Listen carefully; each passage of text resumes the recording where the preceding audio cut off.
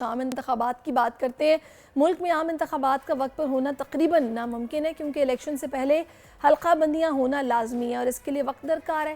Election commission of Pakistan نے نئی حلقہ بندیوں پر کام بھی شروع کر دیا ہے۔ اسی ساری صورتحال پر بات کرنے کے لیے سابق سیکرٹری الیکشن کمیشن کنور دلشاد صاحب ہمیں جوائن کر چکے ہیں۔ السلام علیکم کنور صاحب۔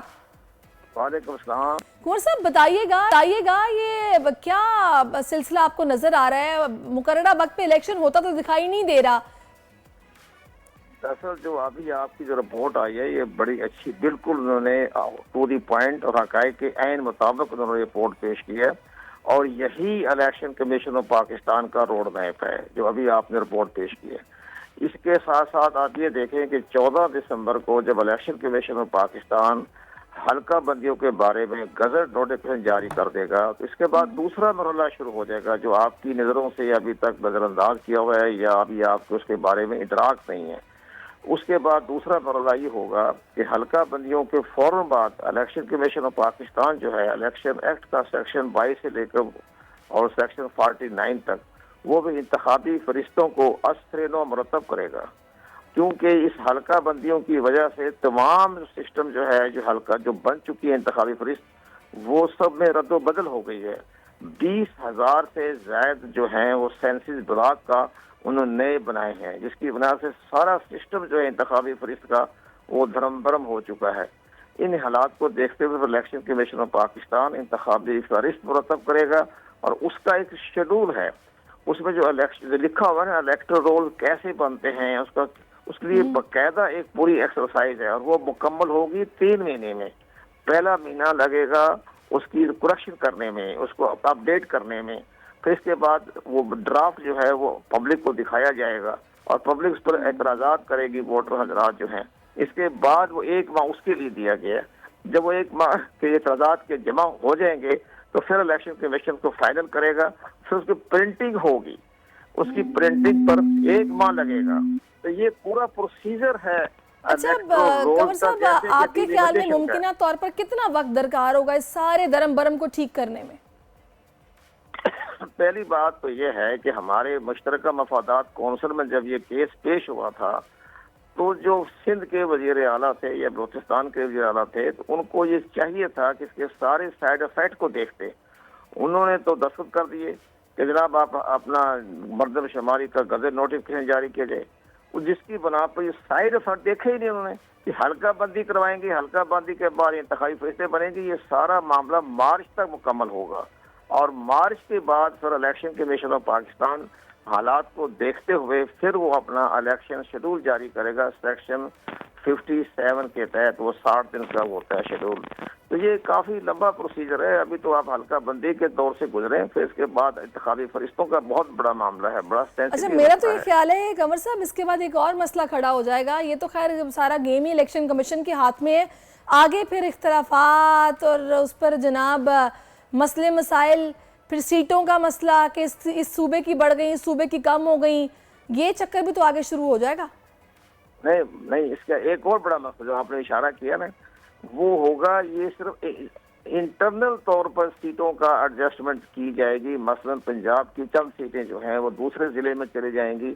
یہ انٹرنل یعنی پروونشل لیول پر جو چیزیں آئے گی نیشنل لیول پہ نہیں آئے گی، یہ آئے گی انٹرنل چیز۔ مثلا شکارپور کی اب تو ٹھیک جا رہی ہے لیکن سکھر کی آبادی بڑھ گئی ہے یا کم ہو گئی ہے تو سیٹیں آگے پیچھے ہو جائیں گی۔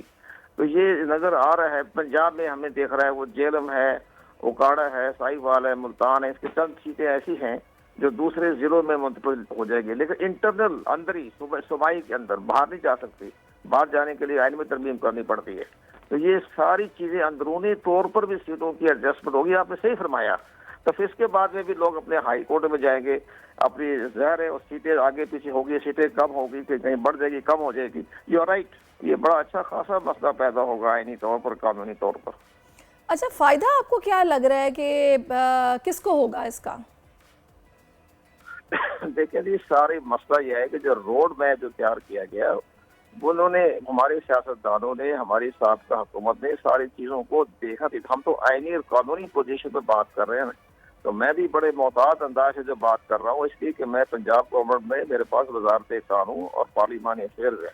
میں صرف لا کے اندرونی طور پر جو لا کے جو سائیڈ افیکٹ ہے وہ میں بتا رہا ہوں یہ کوئی سیاسی طور پر ہم کوئی بات نہیں کر رہے، یہ ساری لا کے بارے میں باتیں میں کر رہا ہوں. اور یہ الیکشن کمیشن کا پوائنٹ آف ویو بھی میں نے ان کو پڑھا ہے، دیکھا ہے، ان سے ہماری بات چیت تو خیر ہوتی رہتی ہے، لیکن ہم نے ان کو وہ پریس ریلیز جو جاری کرتے ہیں اس کے اندر بڑا ٹیکنیکل باتیں انہوں نے بتائی ہیں. یہ ساری چیزیں جو ہے میں بتا رہا ہوں، یہ سارا ایک لاڈ قانون کے بارے میں بتا رہا ہوں، اس میں بڑے مسائل پیدا ہونے ہیں. اچھا ویسے کنور صاحب کراچی کا مسئلہ اگر دیکھا جائے تو یہ تو بڑا پرانا مسئلہ ہے، اس پر مردم شماری حلقہ بندیوں کا مطالبہ کئی بار ہوا، ہماری گنتی پوری کرو، جگہ جگہ بینرز لگے ہوئے ہیں. آپ کو لگتا ہے کہ یہاں پر سیٹیں بڑھیں گی؟ سیٹیں بڑھیں گی. سندھ کے اندر سے دیکھا نا، سندھ کے اندر بڑا مسئلہ پیدا ہوا ہے. سندھ میں یہ ہوا ہے کہ جو رولر جو تھا، رولر اور اربن کی آبادی بڑھ گئی اور رولر کی کم ہو گئی. جو اربن کی رولر سے یعنی جب کراچی کے جو شہری علاقے ہیں ان کی جو سیٹیں جائیں گی دہائی علاقوں میں تو ہنگامہ ہوگا، لوگ سپریم کورٹ میں جائیں گے. تو یہ تو صورتحال ہے، یہ تو الیکشن کمیشن پاکستان کو فیس کرنا ہے، یہ سب چیزیں سامنے آئے گی. لیکن یہ سارے معاملات یہ ہونا چاہیے تھا کہ ہمارے سیاستدانوں کو بیٹھ کے یہ تسلی سے کر لینا چاہیے تھا. دیکھو جی، مردم شماری میں تو کوئی نہ کوئی انتظامی گڑبڑ تو ہو جاتی ہے، لیکن دیکھا جائے تو ہماری جو ڈیجیٹل مردم شماری ہے بہت انٹرنیشنل اسٹینڈرڈ کی بنی ہے. اس پہ اعتراض کرنا تو سیاسی باتیں ہوتی ہیں، اس میں ہم کچھ نہیں کہہ سکتے، ان کے اپنے مطالبے ہوتے ہیں. لیکن جہاں تک لیکن آپ کنور صاحب بھی کیسے کہہ رہے ہیں کہ سیاسی باتیں ہوتی ہیں جب واقعی میں کسی ایک شہر کی آبادی کو کم گنا گیا ہے اور وہاں پر سیٹیں بھی کم ہیں تو اس کو ٹھیک ہونا تو چاہیے نا پھر؟ نہیں دیکھو، یہ ساری باتیں تو سال ڈیڑھ سال جو حکومتیں جو چلتی رہتی ہیں ان کا کام ہوتا ہے نا. یہ پہلے جو یہ مردم شماری جو تھا یہ ایک سال 6 مہینے پہلے اگر مکمل ہو جاتی تو پھر آپ کا کہنے کا مطلب ہے کہ خاص طور پہ الیکشن کو التوا میں ڈالنے کے لیے اس وقت کی گئی ہے یہ بات؟ نہیں، یہ بات نہیں کی گئی. یہ سارے انتظامی معاملات ہو رہے ہیں. انتظامی معاملات کو دیکھتے ہوئے یہ سارا معاملہ سامنے آ رہا ہے. اور سب سے پہلے اہم بات آپ انتظار کریں، ابھی سپریم کورٹ آف پاکستان میں باقاعدہ یہ ریفر ہو چکا ہے، درخواستیں دائر ہو چکی ہیں سپریم کورٹ بار ایسوسیشن کی طرف سے، پاکستان بار کورٹ کی طرف سے. آپ ان کے فیصلے کا انتظار کریں، ان کا فیصلہ کیا آتا ہے. جب ان کا فیصلہ آ جائے گا تب آپ اس کے بارے میں کچھ اچھی رائے دے سکیں گے. فی الحال تو الیکشن کمیشن نے حلقہ بندیاں بھی کر رہی ہیں اور انتخابی فیس بھی بنانی. اچھا، آپ نے یہ بھی بتا دیا کہ اس پہ وقت تھوڑا نہیں کافی وقت لگے گا. ابھی پہلے یہ مرحلہ ہوگا، پھر آگے دوسرا مرحلہ ہے فہرستوں والا. مجھے یہ بتائے گا کہ کون سا ریجن آپ کی نظر میں ایسا ہے کہ آپ کو لگ رہا ہے آبادی کے اعتبار سے کہ یہاں کی سیٹیں بڑھیں گی اندرونی طور پہ؟ وہ الیکشن کمیشن نے اپنے اندر بیٹھ کے کرنے، اس پہ زیادہ وقت نہیں لگے گا. وہ جو سیٹوں کی جو ایڈجسٹمنٹ کرنی ہے وہ الیکشن کمیشن کے اپنا مینڈیٹ ہے، وہ اپنے مینڈیٹ کے تحت کریں گے. اس کے مطابق زیادہ دیر نہیں لگے گی، 1 ہفتے میں کر دیں گے. اور الیکشن کمیشن کو پابند نہیں کیا جا سکتا کہ بھئی اتنے ٹائم میں نمٹاؤ؟ نہیں، فوراً کر دیں گے. تو ابھی سے تیاری ہو رہی ہے نا، مکمل بات ہو رہی ہے، ان کی ٹیمیں کام کر رہی ہے، سارے کام ہو رہا ہے نا. یہ مارچ تک جو مسئلہ جو ہے چلا جائے گا. اچھا، ویسے کنور صاحب اس سارے سلسلے پہ آپ کے خیال میں کتنا مطلب پیسہ چاہیے ہوتا ہے، کتنے فنڈز چاہیے ہوتے ہیں؟ اس پر فنڈ کی کوئی ضرورت نہیں. سارے فنڈ جو الیکشن کمیشن کے پاس موجود ہے اسی میں خرچ ہو رہے ہیں. یہ انتظامی معاملات ہیں نا، اس میں تو کوئی فیلڈ میں تو کوئی کام نہیں ہو رہا. یعنی اسپیشل سے کچھ الاٹ نہیں کیا تھا، یہ ان کے اپنا کام ہے اور اپنے ہی فنڈ سے کرتے ہیں، ایسا ہی ہے؟ نہیں، یہ تو الیکشن پر ٹوٹل خرچہ جو ہے نا لوک الیکشن کمیشن کو جو ملا ہے وزارت خزانہ کے بجٹ کے تحت وہ ملا ہے 48 ارب روپے ملے. اس میں سارے خرچے جو ہیں الیکشن کے ہیں، ڈیلیمیٹیشن کے ہیں، سارا معاملات ہے اسی کے اندر طے ہو جائیں گے. الیکشن کمیشن کو فنڈز کی کوئی کمی نہیں ہے، کوئی کسی قسم کی. چلیں جی، بہت شکریہ آپ کا کنور دلشاد صاحب. اللہ کرے فنڈز کی کمی تو نہیں ہے، سارے ٹائم پر بلکہ وقت سے پہلے اگر ہو جائیں تو زیادہ بہتر ہے، کیونکہ اس ملک میں سیاسی استحکام کی اشد ضرورت ہے. اب انٹرم سیٹ اپ ہے، ایک پراپر سٹیبل گورنمنٹ بننی بہت ضروری ہے تاکہ معیشت کا پہیہ پراپر طریقے سے چل سکے.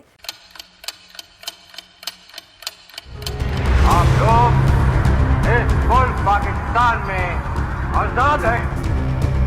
صحافتی اصولوں پر کاربند بول نیوز نے رکھی روایت برقرار. بول نیوز کی جانب سے دیکھنے والوں کو یوم آزادی کی بے حد مبارکباد. ملک بھر سے جشن آزادی کی تقریبات بول نے دکھائی اپنی سکرین پر. پاکستان کے 76ویں یوم آزادی کا جشن بول نے سنائی پاکستان زندہ باد کے نعروں کی گونج. بول کی سب سے بڑی ٹرانسمیشن میں پاکستان کا نام روشن کرنے والوں نے دیے قوم کو پیغامات. بے پناہ مشکلات کا سامنا کر کے اس ملک کو حاصل کیا. آزاد قوموں کو بہت سی قربانیاں دینی پڑتی ہیں. 76 واریوں میں آزادی کا دن جوش و خروش کے ساتھ منایا. کیونکہ زندہ باد پاکستان یہ ہے بول کی پہچان. सब्सक्राइब करें और बेल दबाएं ताकि कोई खबर रह न जाए।